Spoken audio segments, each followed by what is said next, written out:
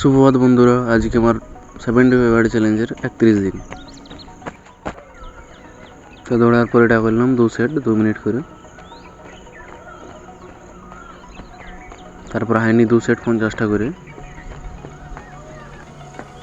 তারপর সাইড পা, তারপর সাধারণ দন 3 সেট 15টা করে মারি দিলাম। তারপর নর্মাল পুশ আপ 3 সেট 15টা করে। তারপর এটাও 3 সেট 15টা করে। আর পেটের ব্যায়াম কিছুগুলো করলে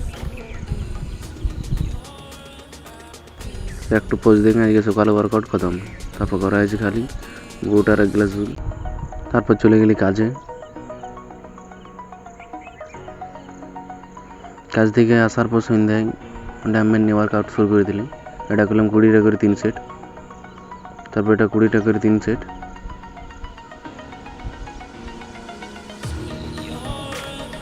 এটা 15টা করে 2 সেট।